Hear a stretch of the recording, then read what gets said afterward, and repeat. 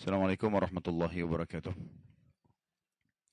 Alhamdulillah, tidak pernah berhenti kita memuji Tuhan kita Allah dengan harapan segala kebutuhan kita dipenuhi olehnya.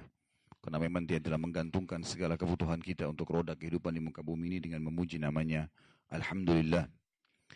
Juga dipanjatkan salam hormat kita, salawat dan taslim kepada Nabi besar Muhammad sallallahu alaihi wasallam, sebagaimana Allah telah memerintahkannya kepada kita, dengan harapan agar Allah membalas itu semua dengan 10 kali tambahan rahmah atau karunia-Nya.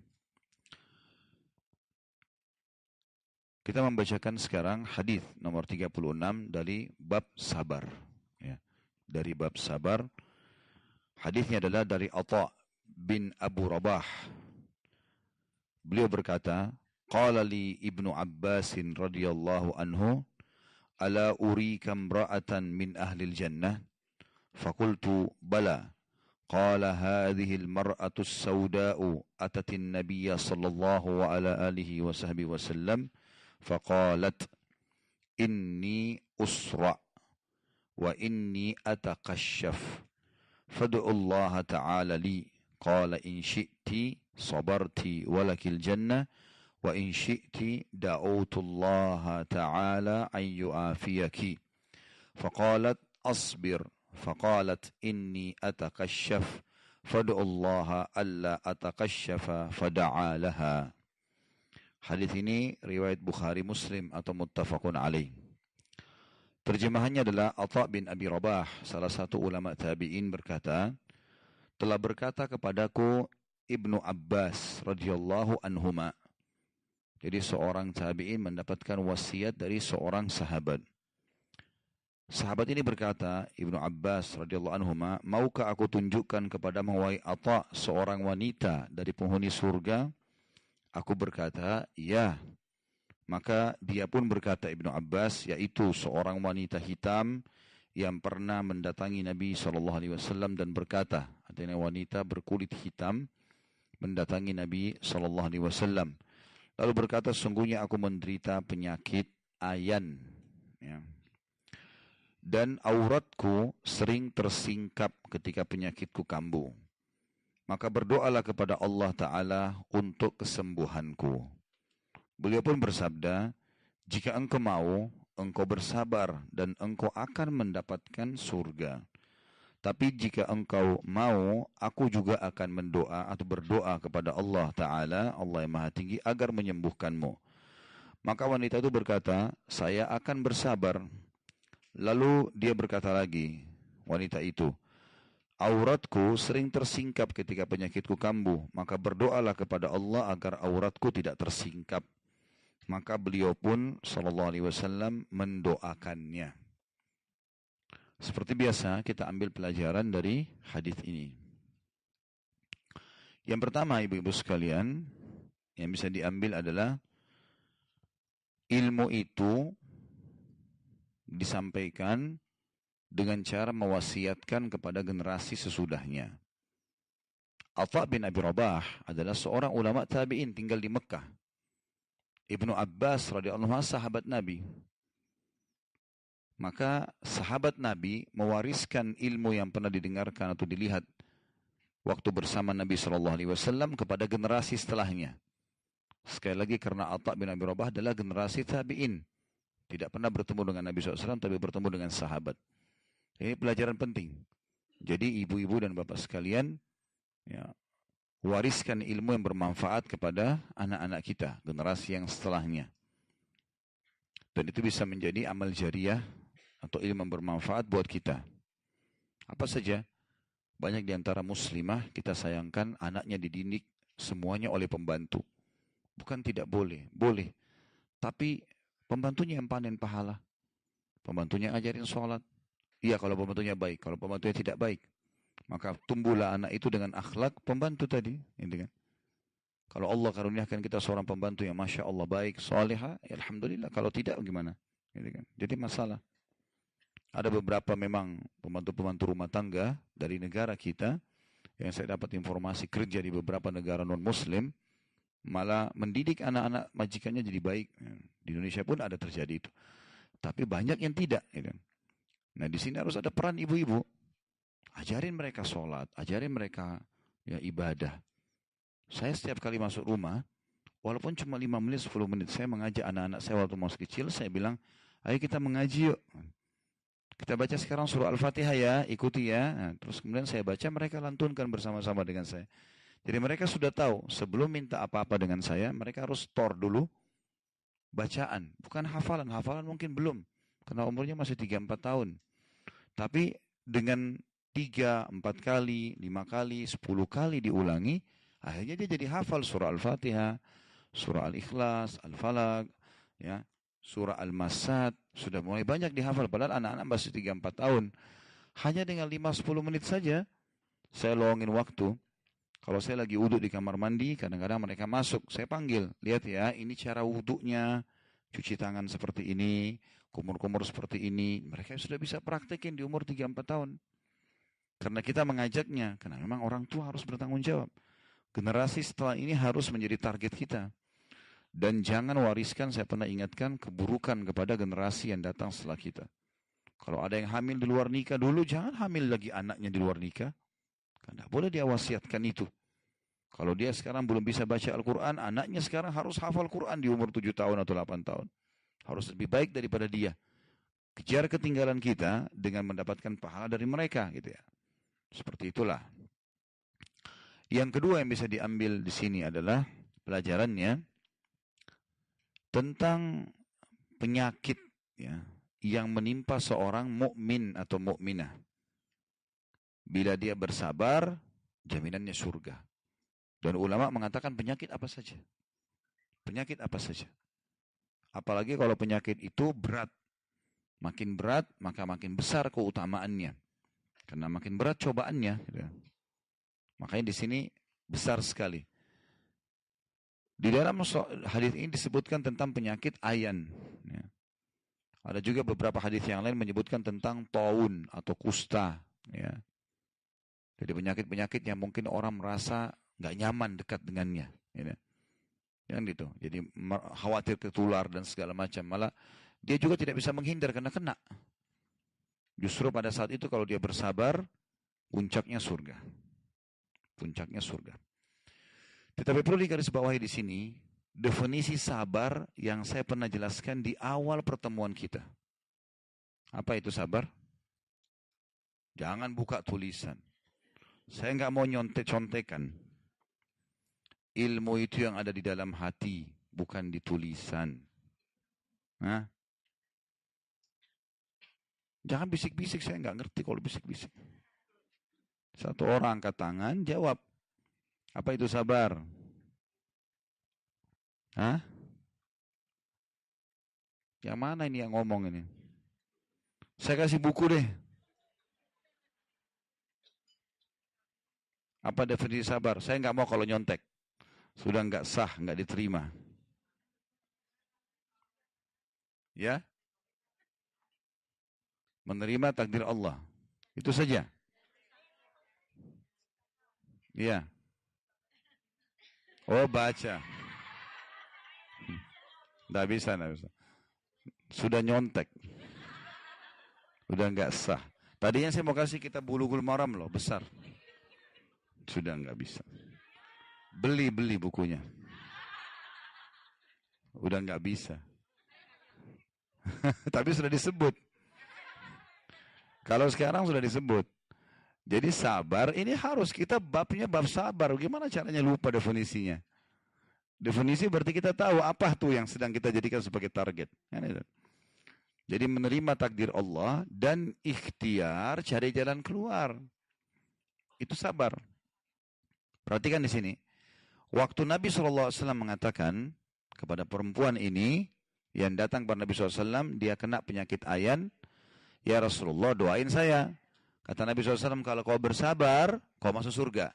Apa maksudnya bersabar sini? Duduk manis di rumahmu? Tidur aja, terima penyakitmu? Hah? Bukan. Tapi sabar. Artinya, laluinlah prosesnya, nikmatin prosesnya, berobat, ikhtiar, sampai kamu sembuh. Menikmati proses pengobatan itu, sabar namanya. Harus jelas ini ya. Karena kalau orang tidak paham ini, dia akan anggap waktu Rasulullah SAW bersabda kepada wanita ini, kalau kau sabar, kau akan masuk surga. Berarti ya sudah, terima aja begitu, gitu kan? Kamu tidur aja di rumah, terserah nanti mati masuk surga. Bukan itu. Makanya dari awal kita titik beratkan. Artinya ikhtiarlah secara manusiawi, berobat, konsultasi, segala macam ya. Nikmati prosesnya, kalau kamu sembuh nanti tetap kamu dapat surga. Tapi proses, karena maksud daripada wanita ini mengatakan, ya Rasulullah doakan saya, maksudnya doakan saya sekarang sembuh tiba-tiba. Dia mau begitu. Ya Rasulullah sekarang sembuh tiba-tiba, doain saya. Karena Rasulullah utusan Allah, bisa langsung minta itu kan. Jadi perlu difahami, garis bawahi poin ini penting ya. Kalau sabar itu, kalau orang kena penyakit-penyakit berat, maka dia akan mendapatkan pahala yang besar, yaitu surga. Ya. Dan dibutuhkan kesabaran. Pelajaran yang ketiga, yang bisa diambil daripada hadis ini adalah, bolehnya seseorang itu datang kepada orang yang dianggap soleh, soleha, lalu masih hidup. Masih hidup. Saya ulangi lagi, masih hidup. Penting ini. Orang mati nggak bisa. Sealim apapun dia, kalau sudah mati selesai urusannya. Tapi kalau masih hidup, bisa Bapak Ibu datang dan mengatakan, doain saya. Orang tua kita, kedua orang tua kita, ada orang yang kita kenal baik, soleh dan soleha, kita mengatakan doain saya. Gitu kan. Karena di sini wanita ini datang kepada Nabi SAW minta didoakan. Karena dianggap Nabi adalah orang soleh. Memang Nabi SAW pasti orang yang paling soleh di antara manusia semuanya. Tapi umumnya ulama mengatakan kita boleh mengatakan itu. Kita lagi sakit, ketemu sama teman, doain ya supaya saya sembuh, boleh. Selama masih hidup, ini penting. Bukan datang ke kuburan minta-minta. Nggak benar. Orang yang sudah mati butuh sama kita, kita yang doain dia. Sebagaimana firman Allah SWT, A'udzubillahi minasyaitonir rajim, innaka la tusmi'u man fil kubur.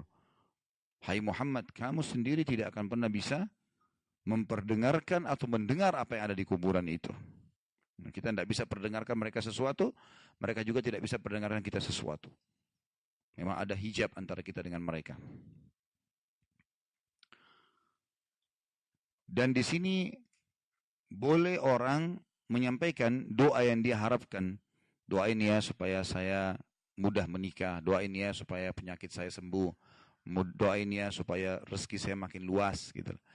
Kita boleh sebutkan spesifik doa kita. Itu enggak ada masalah. Karena memang di sini Nabi SAW bilang kepada wanita ini, kalau kau mau sabar, nikmati proses penyakitmu ini, kamu akan dapat surga. Kalau kau mau, saya doain bisa sembuh. Tapi enggak ada jaminan surga loh. Bisa sembuh, tapi enggak ada jaminan surga. Artinya, kau bisa masuk surga, tapi nanti bukan dengan amalmu ini. Kalau yang ini, cobaan ini bisa bawa kamu ke surga. Karena berat.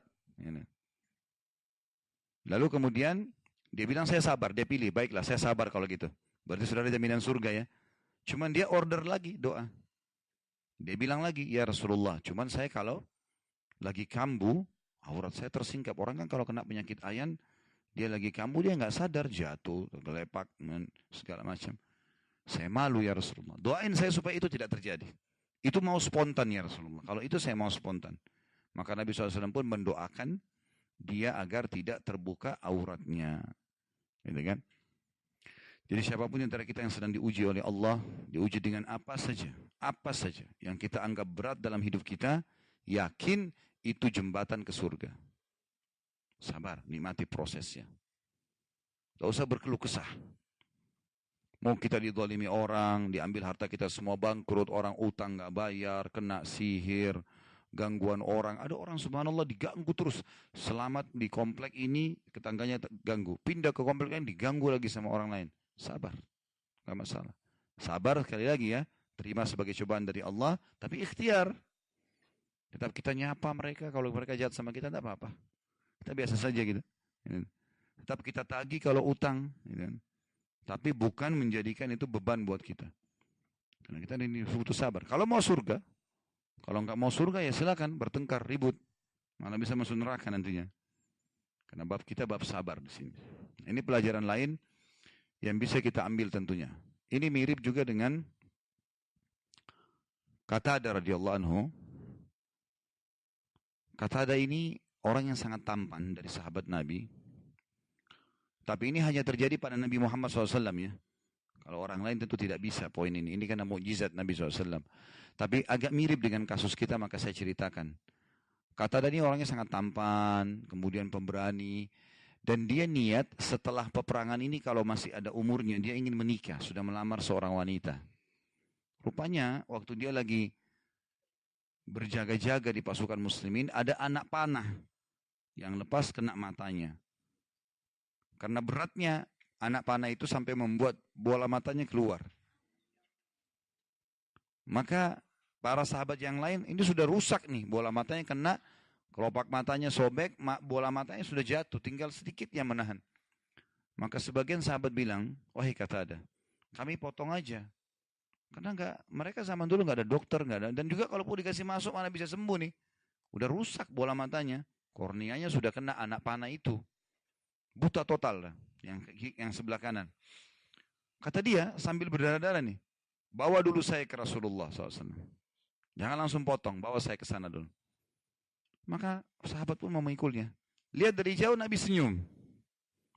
Nabi SAW sudah tahu maksudnya Qatada minta datang. Begitu dekat kata Nabi SAW, wahai Qatada, kalau kau mau, sudah tahu dia mau minta apa, mau minta doa. Saya bisa doakan agar matamu sembuh. Tapi kalau kau sabar, kau akan dapat surga. Qatada punya pilihan, didoain sembuh langsung matanya kembali utuh lagi, atau dia sabar masuk surga tanpa mata satu. Qatada berpikir, ini kalau saya hidup dengan jaminan surga, mau menikah habis peperangan, tapi mata satu nggak ada. Cuma kalau saya sabar tanpa mata, maka saya dapat surga. Dia berpikir lalu kemudian dia mengatakan, ya Rasulullah, saya minta kepada Allah, kepada Anda agar berdoa kepada Allah agar mata saya disembuhkan dan saya juga minta surga. Maka Nabi SAW tersenyum lalu kemudian menerima. Tapi saya bilang tadi, ini hanya terjadi pada Nabi SAW karena ini mukjizat beliau. Maka beliau pun mencabut anak panah itu kemudian memasukkan kembali bola matanya Qatada lalu menutup dengan telapak tangan beliau. Lalu mendoakan, lalu kemudian menarik tangan beliau, kata Qatada waktu Nabi SAW tarik telapak tangannya, saya nggak bisa bedain mana mata saya yang rusak tadi. Nah dua-duanya terang. Para sahabat pun mengatakan kami tidak bisa membedakan mana mata Qatada yang rusak. Tadi sudah rusak total, kena anak panah yang tajam, sobek semua ini rusak. Kami nggak bisa bedain mana yang rusak, sampai darah-darahnya sisanya semua hilang, seperti mata baru gitu. Nah, ini terjadi pada Qatada. Tapi ini juga mujizat Nabi SAW. Masalah bisa disembuhkan seperti ini memang kuasa Allah kepada Nabi SAW. Dan ini dimasukkan oleh para ulama dalam bab mujizat. Hanya saja ini juga terjadi pada Qatada. Beliau berdoa, minta Nabi SAW untuk doakan agar disembuhkan. Tapi di sini kita ambil pelajaran, artinya cobaan apapun, Bapak Ibu sekalian yang datang kepada kita, makin berat maka makin besar pahalanya. Dan kalau makin berat cobaan, berarti ketahui kadar iman kita sudah mulai naik. Karena kata Nabi SAW, cobaan akan datang, berat ringannya sesuai dengan kadar keimanan seseorang. Yang paling berat adalah para nabi-nabi. Kemudian datang orang-orang yang setelahnya. Tapi tentu saja ada hadis yang membawa berita gembira buat kita, Bapak Ibu sekalian, yang berbunyi, Allah tidak akan menguji seorang hamba melampaui kapasitasnya. Jadi kalau kita diberikan ujian, berarti kita mampu lalui. Nggak mungkin Allah melampaui kapasitas kita. Jadi kita nikmati saja, tapi Allah mau kita belajar, ikhtiar, segala macam. Itu yang dimaksud. Hadis 37. Dari Abu Abdurrahman Abdullah bin Mas'ud radhiyallahu anhu. Beliau berkata, Ka'anni anzuru ila Rasulillah sallallahu alaihi wasallam yahki nabiyan minal anbiya. Salawatullahi wa salamu alaihim. Darabahu qawmuhu fa'admauhu wa huwa yamsahu ad-dama an wajhi. وهو يقول اللهم اغفر لقومي فإنهم لا يعلمون. Hadis ini muttafaqun alaih. Seakan-akan kata Abdullah bin Mas'ud, aku masih bisa melihat Rasulullah SAW yang sedang mengisahkan tentang seorang nabi dari para nabi-nabi Allah. Semoga salawat dan salam Allah tercurah kepada mereka. Yang telah dipukul oleh kaumnya sampai berdarah, sambil menyeka darah dari wajahnya dan dia berdoa, ya Allah, ampunilah kaumku, karena sesungguhnya mereka tidak mengetahui. Seperti biasa, di sini kita ambil pelajaran darinya. Yang pertama adalah bagaimana sabarnya para nabi-nabi. Dan memang Allah memilih mereka karena Allah mengetahui mereka orang yang paling layak membawa risalah ini. Semua nabi itu luar biasa sabarnya, gitu kan. Sabarnya para nabi-nabi, ya saking puncaknya sabar mereka, sampai-sampai sudah berdarah pun mereka masih minta agar kaumnya dimaafkan. Ya. Jadi bisa nggak kira-kira ada orang utang nggak bayar sama kita, kita doain ya Allah tambahin kesehatan buat dia, ampuni dosanya, bisa nggak? Harus bisa. Sekarang kan sudah belajar. Malah seperti itu para nabi-nabi, puncaknya luar biasa. Diganggu tetangga, ya Allah berikan hidayah. Ya. Kita doain kebaikan-kebaikan. Jadi itu ya, puncak sabarnya para nabi-nabi atau keutamaan sabarnya para nabi-nabi. Ya. Yang kedua, adab dalam berdoa adalah mendoakan kebaikan didahulukan daripada mendoakan keburukan. Mendoakan kebaikan didahulukan daripada mendoakan keburukan. Jadi misal, pernah saya kasih contoh ini. Kalau ada orang tidak bayar utang kita, mana lebih baik kita doain matanya buta, kakinya pincang, ya, hidupnya susah, atau kita doain ya Allah kasih hidayah dan mudahkan rezeki supaya dia bisa bayar utangnya. Yang mana lebih baik? Dua-duanya. Ya, yang kedua. Ya, kalau dua-dua berarti masih ada dendamnya itu. Ya. Baik, kalau kita dizalimi, kita bilang ya Allah butain matanya, Allah kabulin, bisa dikabulin tuh. Tapi cuma sekedar balas dendam. Begitu buta matanya, utang kita nggak dibayar sama dia. Tapi kalau kita bilang ya Allah berikan hidayah, mudahin rezekinya supaya dia bayar utangnya, berikan dia kesadaran, lalu dia bayar. Setelah dia bayar kita dapat duit, dan dia semenjak itu jadi baik, dapat hidayah karena doa kita. Maka selama dia beribadah kita panen pahalanya. Hah? Jelas nggak ini? Hah? Senyap, tidak ada suara. Allahu a'lam. Baiklah. Intinya di sini mendahulukan doa yang baik terhadap orang yang menzalimi diutamakan daripada mendoakan kehancuran atau kebinasaan. Kemudian yang kita ambil yang ketiga dari hadis ini, pelajarannya adalah ada riwayat lain menjelaskan kepada kita tentang sebenarnya hadis ini Nabi SAW sedang menceritakan tentang diri beliau. Kan di sini Abdullah bin Mas'ud bilang, saya melihat ke arah Nabi SAW seakan-akan beliau sedang menceritakan kisah salah satu Nabi. Kalau dalam riwayat lain diceritakan sebenarnya Nabi sedang ceritain diri beliau. Jadi sebenarnya ini adalah kisah Nabi Muhammad SAW sendiri. Dan itu terjadi pada saat terjadi ekspansi dakwah ke kota Taif. Jadi kalau ibu-ibu lagi umrah, kemudian di waktu-waktu mungkin selain Ramadan ya biasanya, kalau diizinkan, saya tahu sekarang visa sudah mulai dibuka oleh pemerintah Saudi, kita bisa datang beberapa kota. Ada satu kota namanya Taif, sekitar 60 km dari Mekah, 1 jam. Kalau di musim panas, puncak-puncak musim panas, ya kita umrah, itu di sana buah-buahnya enak-enak itu. Ada delima, terkenal delima kota Taif, manis dan besar-besar. Ya. Anggurnya, buah-buahnya bagus. Dan memang di situ di atas puncak gunung, jadi dingin. Ya. Di kota Taif ini pernah menjadi target dakwanya Nabi Muhammad SAW. Setelah beliau berdakwah beberapa tahun di Mekah, ternyata ditolak. Kan. Maka Nabi lihat tidak ada manfaatnya nih dakwah orang Mekah. Mereka bukannya mau dapat hidayah. Dari sekian tahun berdakwah, yang masuk Islam cuma 153 orang. Itu pun 83 orang sudah hijrah ke Ethiopia, tinggal 70 orang tinggal di Mekah bersama Nabi SAW. Penduduk Mekah ribuan orang. Akhirnya beliau lihat kota terdekat, Taif. Beliau pergi ke Taif. Tiba di Taif, begitu beliau berdakwah, pimpinan-pimpinan kota Taif menolak. Dalam riwayat lain dikatakan, sebelum Nabi SAW tiba di sana, maka pamannya Abu Lahab, yang diturun-turun surah Al-Masad, ya, Tabbat yada Abi Lahabin wa tab. Ya, kecelakaanlah bagi Abi Lahab. Itu paman Nabi. Jadi sebelum Nabi SAW tiba di Taif, dia sudah tiba duluan. Lalu dia mengatakan akan datang ponakan saya bernama si Fulan, itu penyihir, jangan dipercaya, dan seterusnya. Sehingga Nabi SAW pas tiba di Taif, ditolak. Gitu kan. Ternyata nggak cukup sampai di situ. Jadi waktu Nabi SAW ditolak oleh pimpinan-pimpinan suku kota Taif, namanya suku Thaqif ya. Maka Nabi bilang kepada pimpinannya, kalau kalian nolak ini Islam, izinkan saya berdakwah ke masyarakat Taif. Maka pimpinannya mengatakan tidak kami izinkan. Bahkan kami akan mengusirmu. Lalu kemudian ketiga pimpinan kota Taif waktu itu, 3 orang bersaudara, mereka memerintahkan kaumnya untuk melempari Nabi SAW dengan batu. Itu di awal-awal Islam.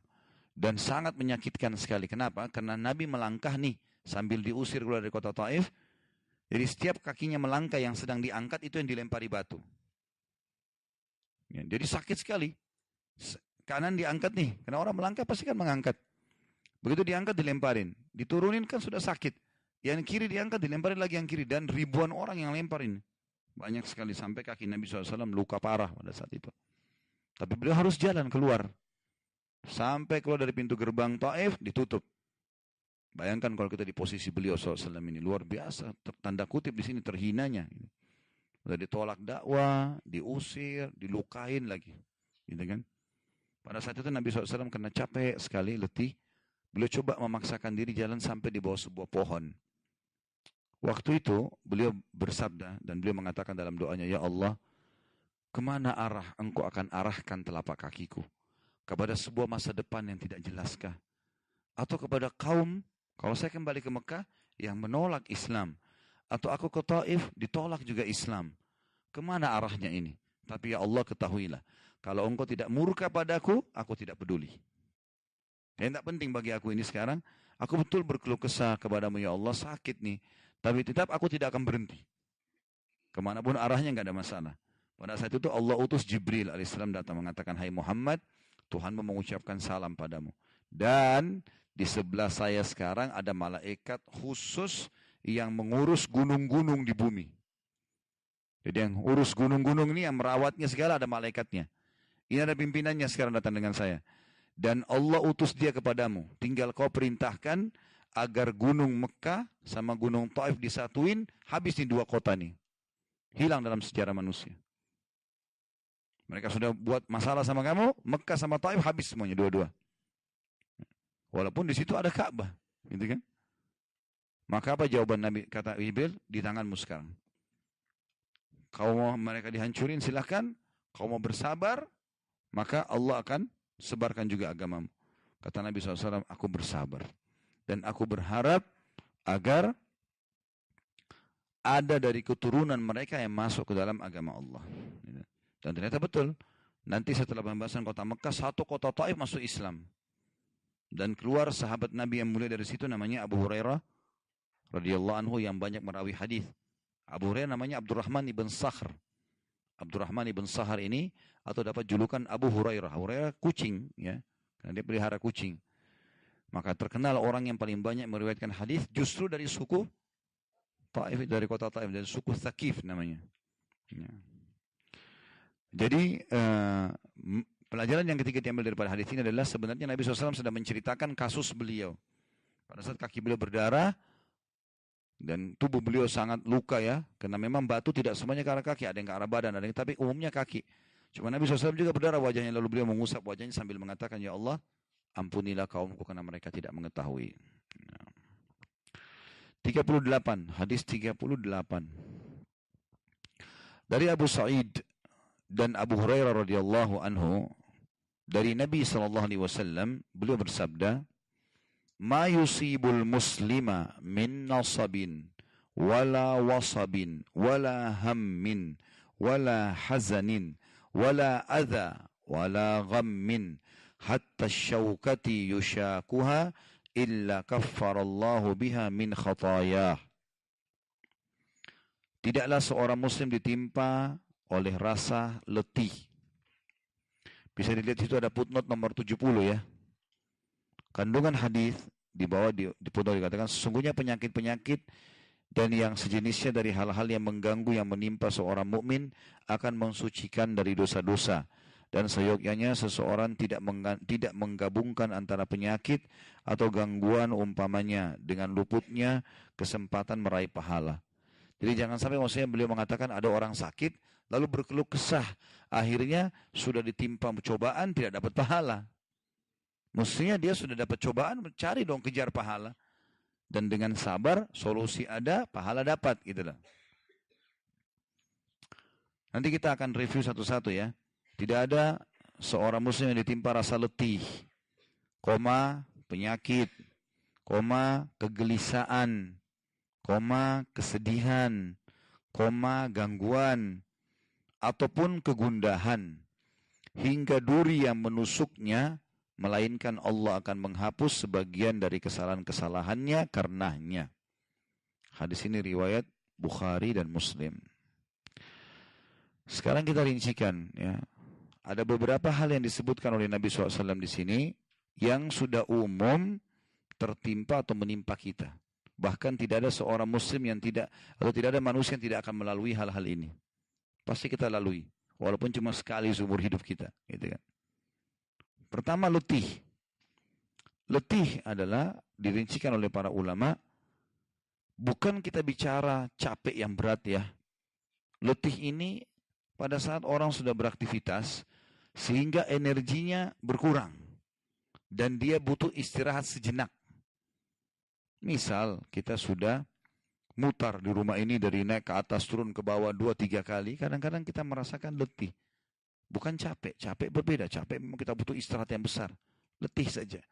Letih berarti porsi energi yang sudah ada tadi berkurang. Itu saja. Tapi kita kalau beraktivitas masih bisa. Gitu. Itu letih. Letih ini bisa disebabkan karena aktivitas tubuh, atau panasnya cuaca, gitu kan, atau dinginnya cuaca. Jadi dia masuk ke dalam semua lini itu. Itu makna letih. Jelas ini? Baik. Ikhlaskan niat, bukan karena buku. Ya. Yang kedua, penyakit. Dan di sini tidak disebutkan penyakit kronis. Penyakit saja. Berarti kata ulama hadis, mau ringan, mau berat, intinya penyakit. Sakit perut, sakit mah, flu, demam, ya, rematik, apa saja yang biasanya umum orang rasakan, masuk di dalamnya semuanya. Yang ketiga, kegelisahan. Kegelisahan dan kesedihan ya, yang keempatnya. Apa bedanya ini?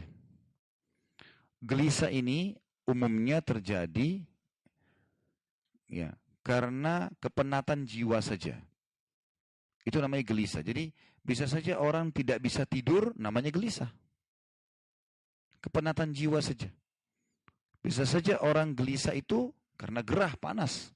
Orang gelisah. Gelisah nggak bisa tenang. Ya.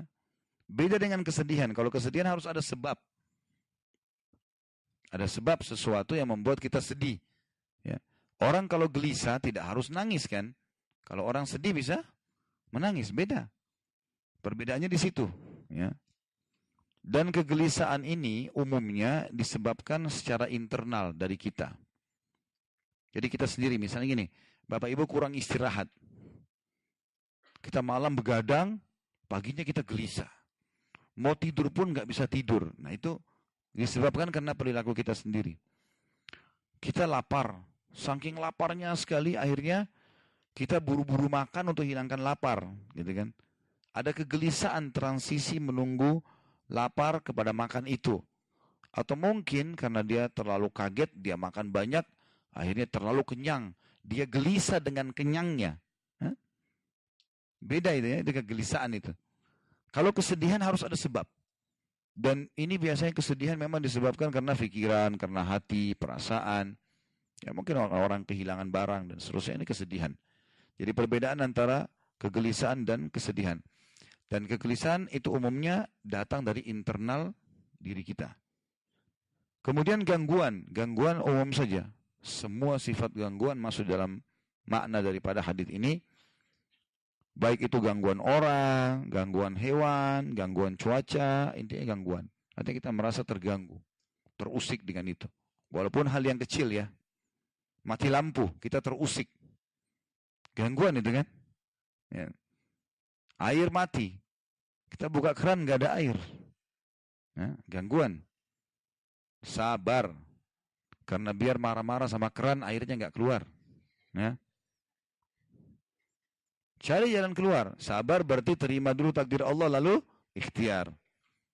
Telepon ahlinya, tanya, itu baru bisa. Kalau marah-marah sama keran, nggak ada gunanya. Hah? Marah-marah sama lampu, kenapa kamu mati? Nggak bisa nyaut dia. Telepon PLN-nya. Ya. Kemudian kegundahan. Apa bedanya gundah dengan tadi gelisah? Hah? Ada yang tahu nggak? Kamu sudah pernah belajar bahasa Indonesia. Kalau gelisah tadi disebabkan dari internal diri kita. Kalau gundah dari eksternal diri kita. Jadi orang yang jadi penyebab kita akhirnya jadi gundah. Ya. Misal orang itu ceritain gosip tentang kita. Kita jadi gundah. Kita nggak bisa bilang itu gelisah ya. Kegelisahan tadi faktor internal. Kita kurang tidur, kita kurang makan, ya. Itu baru gelisah. Kalau gundah nggak, memang dari luar. Jadi gangguan orang karena ceritain kita segala macam, kita jadi gundah, nggak enak. Itu dalam bahasa Arab beda antara ham dengan gham. Dua-duanya pakai mim terakhir ya dalam hadis. Ham adalah kegelisahan tadi. Gham kegundahan. Gundahan berarti dari eksternal. Ya. Hingga duri yang menusuknya. Tentu di sini tidak harus dibayangkan duri yang besar, kata ulama. Apapun yang menusuk tubuhnya, mau kaki, mau tangan, ya. Mungkin dia jalan di bawah sebuah pohon itu berduri menusuk badannya, walaupun sedikit. Atau mungkin dia pegang jarum ketusuk misalnya. Intinya ada sesuatu yang menusuk tubuhnya, masuk dalam makna hadis ini. Melainkan Allah akan menghapus sebagian dari kesalahan-kesalahannya karenanya. Tentu belum semua, tapi jadi pembersihan dosa. Baik, pelajaran dari hadis. Yang pertama adalah indahnya menjadi seorang muslim. Indahnya menjadi seorang muslim. Karena apapun kejadian yang dia lalui, bisa bernilai pahala, bisa membersihkan kesalahan. Dan kalau dibersihkan dosa berarti di dunia rezeki kita melimpah, di akhirat timbangan kita jadi berat, yang amal soleh ringan amal dosanya. Itu makna daripada pembersihan dosa. Jadi indahnya menjadi seorang muslim karena segala sesuatu ya, dari fenomena kehidupan yang dia lalui bisa menjadi penambahan pahala dan pembersihan kesalahannya. Yang kedua, yang bisa diambil daripada hadis ini adalah jenis-jenis cobaan harian yang disebutkan oleh Nabi SAW untuk menggambarkan kepada kita semua, kalau yang seperti ini aja bisa membersihkan dosa, apalagi yang besar. Ya. Misal, letih tadi. Ada yang lebih berat dari letih, capek. Ya. Berarti kalau letih saja sudah bersihin dosa, apalagi kalau capek. Capek bekerja, capek segala macam. Ya. Itu berarti lebih besar lagi. Ya. Seperti sama kegelisahan. Kalau kita bisa gelisah hanya karena faktor-faktor kurang makan atau kurang tidur dan seterusnya, maka sesuatu yang lebih besar daripada itu, ya, apapun sifatnya, mungkin adanya penyakit cobaan berat sehingga kita harus susah melalui banyak kegelisahan dalam hidup kita, maka masuk di dalamnya. Gitu. Jadi penyebutan tentang hal-hal yang fenomena kecil-kecil seperti dalam cobaan kehidupan untuk menggambarkan sesuatu yang lebih besar, maka lebih besar lagi pengampunan dosanya. Ya. Jadi bobot pembersihan dosa, bobot pemberian pahala lebih besar. Ya, seperti itulah. Selanjutnya hadis 39.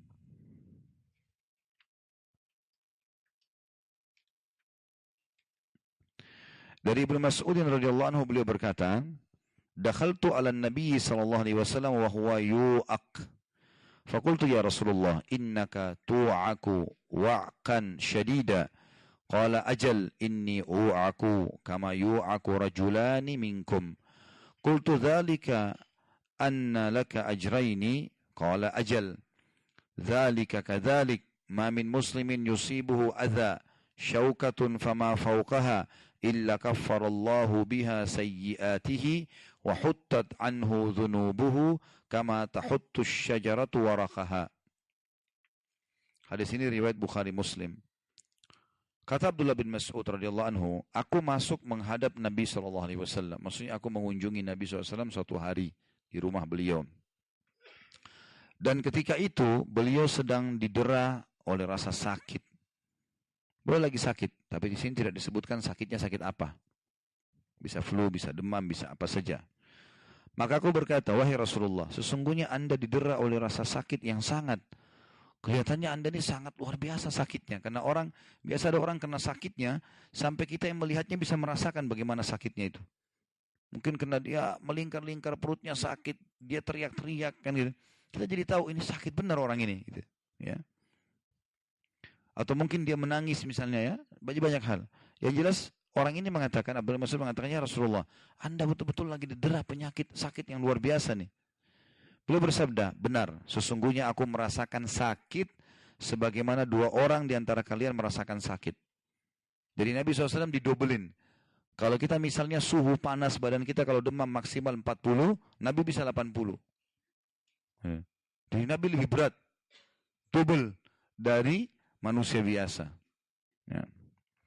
Kemudian, jadi beliau berkata di sini, beliau bersabda sallallahu alaihi wasallam, benar, sesungguhnya aku merasakan sakit sebagaimana dua orang di antara kalian merasakan sakit. Lalu aku bertanya, kata Abdullah Mas'ud, hal itu karena Anda mendapatkan dua pahala? Kata Nabi SAW, benar, memang begitu. Artinya ini semua disebabkan karena pahalaku double dari pahala kalian juga. Ya. Ketahuilah tidak ada seorang muslim yang ditimpa gangguan, duri yang lebih kecil darinya, bahkan duri dan yang lebih kecil dari duri itu, yang lebih kecil darinya, melainkan Allah melebur dengannya keburukan-keburukannya dan dosa-dosanya, berjatuhan bagaikan pohon yang merontokkan dedaunannya. Di bawah ada tulisan perkataan al-wa'ka atau al-wa'ku berarti al-magthu yang disertai demam, dan dimaksud dengan al-magthu bisa ada footnote nomor 71 ya, adalah rasa sakit yang ada pada lambung dan usus. Mah ya, mules sama dalamnya ya. Jadi di sini hadis ini merincikan kepada kita kalau Nabi sedang merasakan itu. Lagi mules, lagi enggak enak perutnya, lagi sakit, sampai menyebabkan demam. Pelajaran dari hadis ini yang kita bisa ambil yang pertama adalah Rasulullah SAW manusia biasa dan sakit sebagaimana sakitnya manusia. Jadi jangan kita berpikir, oh kalau Nabi pasti aman. Enggak. Ya. Bukan begitu pemahamannya. Justru kalau orang itu makin dekat sama Allah, makin dicoba sama Allah. Tujuan cobaan nanti kita jelaskan. Ada hadis selanjutnya nomor 40 nanti ya. Manfaat tentang masalah cobaan-cobaan itu. Ya. Yang jelas, para nabi-nabi diuji, dicoba. Dan di sini ya, menggambarkan tentang sabarnya Nabi SAW. Itu cuma cobaan yang menimpa Nabi SAW walaupun beliau seorang nabi. Ya. Bahkan nabi-nabi lebih berat daripada manusia biasa. Yang kedua yang kita bisa ambil daripada hadis ini adalah Nabi SAW diberikan cobaan 2 kali manusia normal yang akan diberikan juga 2 kali lipat pahala. Ya.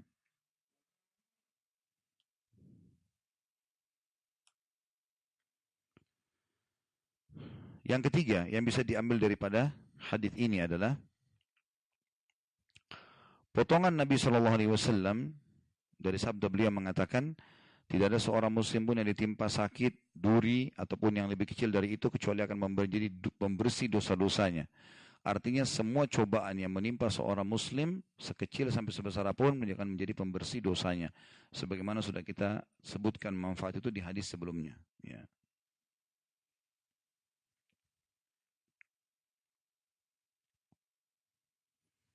Berhubungan dengan masalah penyakit, ada beberapa poin yang harus kita tahu. Yang pertama, tidak ada orang di muka bumi ini yang tidak melalui sakit. Itu dulu poin penting. Hanya saja penyakit dibagi dua oleh para ulama. Ada penyakit yang disebabkan karena murni cobaan dari Allah. Dan ada penyakit yang disebabkan karena perilaku si manusia tadi. Itu. Kalau yang murni cobaan dari Allah, misal kita bangun tidur tiba-tiba flu. Atau kita kena penyakit habis makan makanan mules. Ya. Atau demam, menggigil. Ya. Tadinya sehat, tidak ada masalah. Ya. Lemas tiba-tiba, tadinya kuat, lagi jalan. Maka ini murni cobaan dari Allah. Gitu kan? Allah ingin menggambarkan kepada kita tentang besarnya nikmat sehat. Maka dicobalah dengan itu. Bayangkan Bu, kalau kita dan Bapak sekalian tidak pernah sakit. Kita nggak tahu nilainya sehat. Sekarang kalau kita lagi menggigil, meriang, lalu kita lihat orang di depan kita minum air es. Kita baru tahu ternyata enaknya kalau lagi nggak sakit tuh. Dia sampai teguk air es luar biasa sampai nambah 2 gelas. Kita nyentuh saja nggak berani. Ya kan, pada saat menggigil nggak berani sentuh air es kan. Jadi kita jadi tahu nilainya itu. Ternyata pada saat kita lagi flu, hidungnya tersumbat, dia baru tahu. Kemarin berbulan-bulan hidung saya nggak pernah kesumbat. Kayak sekarang. Bisa bernafas enak, tarik nafas, hembusin nafas. Pernah syukuri nggak ini? Makanya Allah coba. Nih, biar tahu nilainya itu. Gitu ya. Begitu juga dengan lapar, begitu juga dengan haus, begitu juga dengan segala. Ini semua untuk memberikan pelajaran. Kalau mau dicobaan dari Allah. Yang kedua, ada penyakit yang datang disebabkan karena dia sendiri masalahnya. Jadi misal ada orang sengaja makan makanan kotor, basi, rusak, udah nggak bagus nih, expire, nggak apa-apa. Ya sudah, tanggung sendiri deh nanti. Masalah mulas masuk kamar mandi segala urusan Anda itu. Siapa suruh paksain. Dan Allah sudah buat kita fitrah, kalau makanan rusak baunya nggak enak. Orang Allah buat kita nggak mau dekatin. Gitu. Baunya nggak enak, warnanya berubah, ya. Supaya kita memang nggak usah dekatin. Udah nggak usah, itu udah rusak.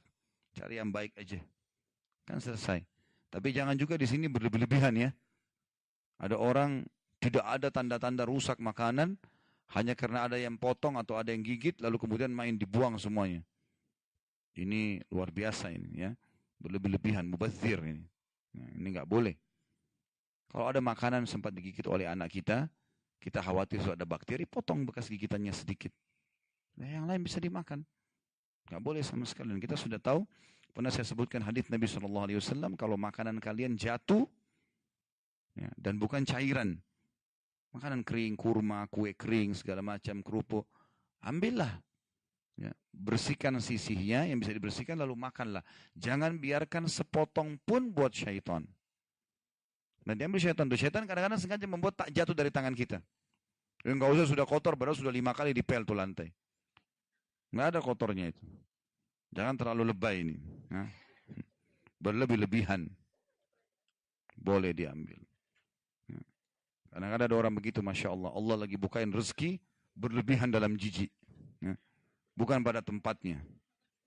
Tidak mau disentuh. Bahkan kalau sudah disentuh sama pembantunya, nggak mau disentuh. Ini luar biasa ini. Allah bisa balik keadaan nanti. Nanti dia jadi pembantu nanti. Nggak boleh sombong dengan nikmat Allah. Memang betul. Saya pernah jelaskan hukum syamata kan. Hukum menganggap remeh orang lain. Bisa tertukar keadaannya. Nggak boleh. Ingat yang saya bilang cerita itu hari Umar bin Khattab bilang kalau ada seorang wanita hamil lewat. Lalu saya bilang, ih perutnya besar ya. Saya takut Allah buat saya hamil. Bisa dibalik keadaannya. Para pasukan muslimin berkata, kami kalau sedang jihad menghadapi musuh, maka antara kami dengan musuh pasti pasukannya mereka lebih banyak, senjatanya lebih maju gitu kan. Tapi kami bisa menang justru pada saat mereka sudah menganggap remeh kami. Kalau ada di antara muslimin anggap remeh musuh, maka kita tidak bisa menang. Dan dalam perang Hunain bersama Nabi SAW, muslimin bangga dengan jumlahnya, Allah buat mereka kalah. Jadi nggak boleh ini, nggak boleh. Baik, jadi itu penyakit yang kedua datangnya karena dia sendiri penyebabnya. Jadi nggak boleh ini. Ya. Jadi dokter sudah larang, ibu, bapak nggak boleh makan ini ya. Ikuti saja. Nggak boleh kita bilang, dokter nggak ngerti. Lalu kenapa konsultasi? Hah? Untuk apa ke sana? Udah diajarin tapi nggak mau pembenaran diri sendiri. Ini nggak boleh. Jadi kita harus tahu ya. Jadi ini penyakit. Ini pelajaran ini hal-hal yang perlu dipelajari yang diketahui tentang masalah penyakit. Yang pertama, tidak ada orang yang tidak melalui sakit. Cuma ada penyakit yang disebabkan cobaan dari Allah, ada yang disebabkan karena perilaku dia. Nah, masuk dalam perilaku ini selain salah makan, ya, salah minum, juga dosa yang banyak. Itu masuk dalam poin yang kedua tadi. Jadi dosanya banyak, akhirnya Allah misalnya dia makan haram banyak nih. Allah buat jadi penyakit di badannya. Jadi masalah buat dia. Itu dulu yang pertama. Yang kedua, yang diambil dalam masalah penyakit ini, ya, tidak ada penyakit yang tidak punya obat. Kalau dalam Islam, tidak ada penyakit yang tidak punya obat. Karena Nabi SAW bersabda, Allah tidak turunkan penyakit kecuali Allah turunkan bersamanya obatnya. Maka berobatlah wahai hamba-hamba Allah. Tidak ada penyakit yang tidak ada obatnya. Saya kasih rahasianya di sini, Bu. Kalau Bapak Ibu sekalian penyakit karena murni cobaan dari Allah, sabar, ikhtiar manusiawi. Kita bangun flu, ya sudah. Oh Allah takdirin, ya sudahlah, nikmati prosesnya, minum obat, minum teh hangat, segala macam obat flu, supaya sembuh. Kalau yang kedua, disebabkan karena perilaku kita, seringan sampai seberat apapun penyakit itu, kuncinya bukan dokter, istighfar, taubat kepada Allah. Jadi kita muhasabah, ini ada masalah apa nih? Saya dulu pernah buat salah apa? Karena biar kita ke dokter bolak-balik nggak bakal sembuh. Bisa jadi penyakit seumur hidup tuh. Karena penyebab utamanya dia nggak obatin. Masalah dia sama langit nih. Ya. Coba kalau ada kerabat kita yang lagi sakit, ya, suruh sambil ikhtiar, gabungkan duanya. Ikhtiar manusiawi. Kalau dia tidak tahu ini adalah cobaan dari Allah murni atau memang ada penyebab dari dia. Bisa kita tanya, dia nggak tahu. Orang tua kita atau siapa saja, baik. Gabungkan keduanya. Ikhtiar, ya, manusiawi ke dokter segala macam, dan taubat. Dan taubat ini gak main-main loh ya. Betul-betul memang dia harus memohon kepada Allah. Kita bilang sama dia, coba ibu, bapak, mohon kepada Allah, ya, minta diberikan petunjuk, ini penyebabnya penyakit dosa yang mana nih. Nanti kadang-kadang kita kebayang tuh, oh dulu pernah berzina, oh dulu pernah makan haram, oh dulu pernah, Allah berikan gambaran. Kalau ada terlintas di benak kita, ya Allah, secara khusus doanya ya, ya Allah, hilangkan penyakitku karena aku bertobat dari dosa itu. Gitu. Ya. Sebagian ulama mengatakan juga termasuk hal yang baik kalau kita mengatakan, ya Allah, setiap hari kita katakan, aku beristighfar kepadamu dari semua kalimat, perbuatan, niat buruk, ya, yang pernah aku niatkan, ucapkan, lakukan untuk diriku, keluargaku, dan hartaku. Maka dengan ini bisa saja mungkin ada yang mengganjal, kita nggak tahu, tapi Allah bersihkan. Allah bersihkan, ya. Nggak ada siaran ulang. Sudah pakai bahasa Indonesia, sudah pelan-pelan. Kalau anak SD mungkin wajar lah saya dikte. Siapa suruh nggak tulis? Baiklah. Ya Allah, aku memohon ampun kepadamu dari semua niat, semua perkataan, perbuatan. Ya. Aku memohon ampun kepadamu dari semua niat, semua perkataan, semua perbuatan, ya, buruk yang pernah aku niatkan, aku ucapkan, aku lakukan. Kembali dari perkataan tadi. Ini sudah super pelan ini. Makanya konsentrasi. Aku memohon ampun kepadamu ya Allah dari semua niat, semua perkataan, semua perbuatan buruk yang pernah aku niatkan, aku ucapkan, aku lakukan. Ya. Baik untuk diriku, keluargaku, dan hartaku. Jadi ini sebenarnya doa global ya. Jadi kita minta betul-betul Allah. Karena kadang-kadang subhanallah, mungkin kita dulu niatnya tidak baik. Misal gini, kita nikah, niatnya mau coba saja. Tes dulu nikah sama orang ini, bahagia nggak? Ini niat buruk atau baik? Buruk itu. Nggak boleh. Kalau ada orang niat menikah, mau coba-coba saja. Itu niat buruk itu. Nggak boleh.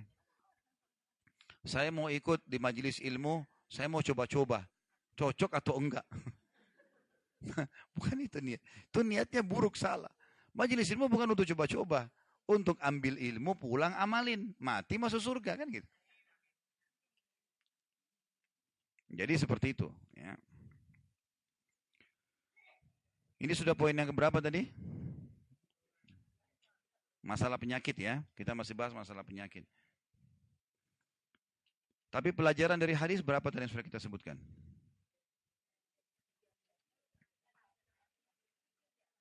Apa yang pertama? Baik, itu Rasulullah SAW adalah manusia biasa merasakan sakit sebagaimana manusia lainnya. Yang kedua, Rasulullah SAW diberikan cobaan 2 kali manusia normal agar diberikan 2 kali lipat pahala. Yang ketiga, enggak, hukum tentang penyakit. Di poin ketiga ini terpecah tadi ini. Ya. Jadi faedah yang ketiga dari hadis adalah bahwasanya penyakit itu memang ada dan ada poin-poin yang harus difahami dalam masalah penyakit. Yang pertama apa? Di poin ketiga, A-nya lah ya. Poin ketiga, faedah ketiga A adalah tidak ada manusia di dunia yang tidak melalui penyakit. Pasti pernah sakit. Tinggal kadar ringan atau beratnya. Ini pun terbagi 2 lagi. Jadi A ini ada lagi garis miringnya ada 2 lagi. Ya. Penyakit disebabkan karena murni cobaan Allah atau karena dia. Lalu cara mengobatinya, kalau murni cobaan dari Allah, sabar dan ikhtiar. Enggak, sabar dan ikhtiar. Ya. Kalau yang kedua, karena perilaku dia, maka istighfar dan taubat. Tapi seseorang tidak masalah menggabungkan keduanya. Ya. Keduanya. Dan dia dianjurkan untuk berdoa agar bisa memperbaiki semua itu. Di antara 2 terakhir tadi yang saya sebutkan. Berhubungan dengan masih poin yang ketiga, masalah penyakit.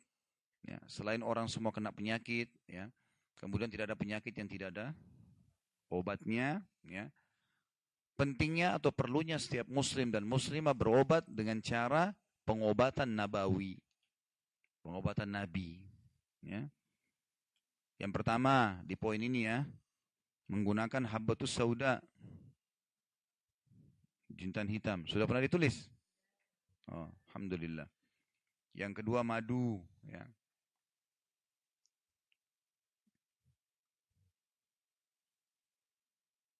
Kemudian menggunakan juga ikhtiar bacaan-bacaan yang diajarkan oleh Nabi SAW seperti doa-doa ruqyah. Ya. Ini semua termasuk dalam masalah pengobatan penyakit. Jadi misalnya orang bekam, ya, itu semua juga masuk dalam pengobatan nabawi. Jadi perlu ikhtiar dengan cara itu. Karena banyak orang di antara kita meninggalkan sama sekali pengobatan nabawi dan murni ke medis, ya. Padahal sebenarnya teman-teman medis pun bisa mengkombinasikan pengobatan ini. Ya. Bahkan kita sayangkan sekali ada di antara teman-teman medis yang menganggap remeh pengobatan nabawi. Apa itu bekam tuh? Masa dikeluarin darah dari badan gitu kan? Padahal di medis ada cuci darah ya. Padahal bekam itu tidak harus tunggu penyakit parah baru cuci darah gitu. Baik, kemudian selanjutnya kita masuk ke hadis 40. Dan ini tentu bahasan hadis terakhir kita ya. Ada yang bertanya ditulis di kertas. Dari Abu Hurairah radhiyallahu anhu, beliau berkata, Rasulullah SAW bersabda, "Man yuridillahu bihi khairan yusib minhu." Hadis ini muttafaqun alaih. Barang siapa yang dikehendaki kebaikan oleh Allah untuknya, maka D-nya besar, kata ganti Allah, akan menimpakan musibah kepadanya. Di sini dikatakan, dan mereka menulis kata Yusib dengan harakah fathah pada huruf shad, artinya dia akan ditimpa musibah. Dan dengan harakat kasrah, yang berarti Allah akan menimpakan musibah. Hadits ini memberikan faedah kepada kita. Yang pertama, tidak ada orang yang tidak dicoba. Nggak ada orang yang tidak dicoba. Dan cobaan itu akan terus-menerus silih berganti datang dalam kehidupan seorang muslim sampai dia meninggal. Jadi misalnya, Bapak Ibu lagi dicoba sesuatu. Jangan berpikir setelah keluar tidak dicoba lagi. Enggak, cobaan ada lagi. Cobaan akan datang terus, tapi cobaan sesuai dengan kadar kemampuan kita. Enggak ada cobaan yang tidak. Ini pelajaran penting. Tidak ada orang yang tidak diuji dan dicoba. Dan yang kedua, berat ringannya sebuah musibah atau cobaan tergantung daripada kadar iman atau kadar dosa. Ada dua. Kalau dia orang beriman sesuai dengan kadar imannya. Seperti Nabi tadi SAW kan. Kalau dia kafir, sesuai dengan kadar dosanya. Seperti penghancuran Fir'aun. Karena beratnya dosanya, maka datang sekalian yang berat juga pada dia. Atau kadar dosa, ya. Kafir masuk dalam dosa gitu. Yang ketiga, Allah tidak akan menguji seorang hamba melampaui kapasitasnya. Tadi belum kita tulis itu ya. Allah tidak akan menguji seorang hamba melampaui kapasitasnya. Yang keempat, cobaan dalam kehidupan seseorang mukmin secara khusus akan membuatnya mengetahui hakikat kehidupan dunia. Cobaan dalam kehidupan seorang mukmin di dunia akan menggambarkan kepadanya hakikat kehidupan yang sebenarnya. Artinya dunia ini bukan untuk dikejar. Kamu akan lalui kok. Ya. Akan memberinya pengetahuan tentang hakikat kehidupan dunia. Dunia sebentar akan dilalui. Ya. Juga ya tambahannya akan memangkas sisa umurnya dalam ketaatan bagi orang mukmin. Jadi misal seseorang di antara kita lagi sakit demam, meriang, mungkin dia biasa diajak oleh temannya ke tempat-tempat yang salah, ya, kan ke diskotik kemana-mana gitu. Kira-kira lagi demam, lagi meriang, dipanggil, ayo ke diskotik yuk, mau pergi nggak? Berarti kan dia terpangkas di situ. Dia dalam ketaatan nanti, tidak ada kemaksiatannya. Cobaan yang berat membuat orang jadi lupa berbuat salah gitu. Dia tersibukkan, terpangkas umurnya dalam ketaatan. Dan memang pada saat itu saatnya kita kembali kepada Allah. Karena sebenarnya cobaan itu bentuk kasih sayang Allah. Seperti undangan dari Allah untuk kembali kepadanya. Karena kita kalau lagi cobaan kita bisa menangis dalam doa. Kalau lagi sehat kita mau nangis susah gitu. Ya. Jadi memang bentuk kedekatan di situ ya. Ada juga sebuah hadis Bu, yang Bapak sekalian yang berbunyi, kalau Allah mencintai seorang hamba, Allah akan suruh malaikat, Allah akan berkata pada malaikatnya, tuangkan cobaan padanya. Makna tuangkan ini adalah cobaan, kecobaan, cobaan, kecobaan. Dan ternyata dengan cobaan itu dia terus dalam ketaatan Allah. Karena kalau cobaan kita diangkat, kita bisa tinggalkan itu. Misal, kalau kita lagi sehat, lagi banyak harta, tidak ada kegiatan, duduk depan di rumah kita. Kira-kira terbuka nggak pintu dosa? Terbuka. Nonton bolak-balik, nggak selesai-selesai ini. Atau datang, telepon teman untuk gosipin orang. Itu kan pada saat kita lagi kosong ya. Lagi nggak ada kegiatan, jadi kita mau kelarinya cenderungnya ke dosa. Cobaan ini kalau datang, akhirnya membuat kita meninggalkan itu. Kita dalam ketaatan. Karena ini luar biasa. Kalau kita lagi ada cobaan, kita jadi malas berbuat yang lainnya. Perhitungan mana yang kita dahulukan harus kita kerjakan. Seperti itulah. Ya. Jadi ini manfaatnya sangat besar sebenarnya. Dari sisi yang lain, otak manusia, keadaan stroke di badan, keadaan hilangnya kewarasan akal, ya, Atau misalnya pikunnya seseorang justru karena tidak dimaksimalkan pemungsian badan dan otak manusia.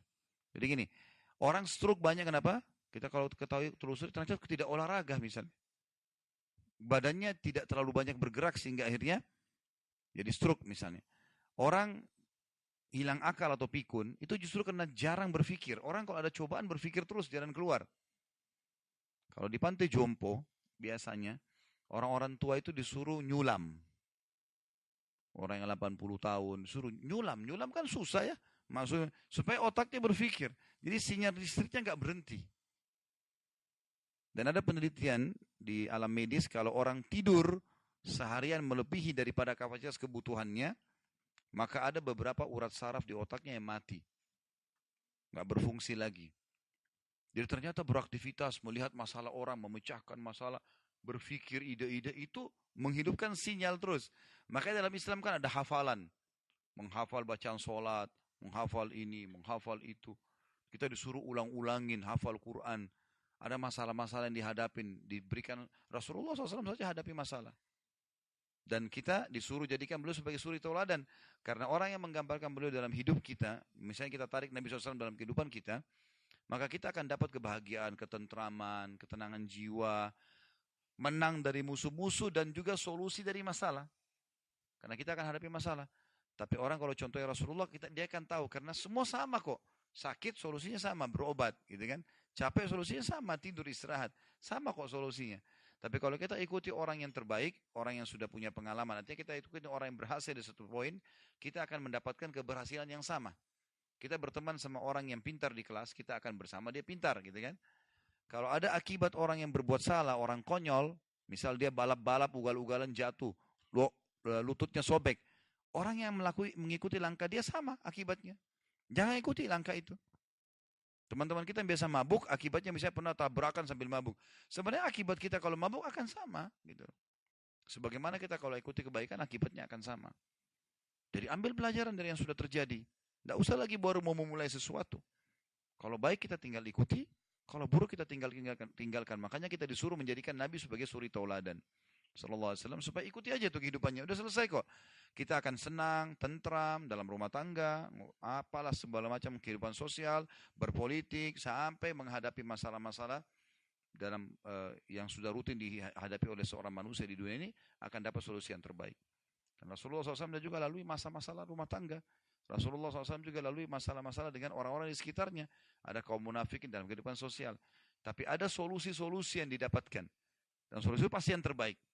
Tinggal kita ikuti saja. Allahu a'lam.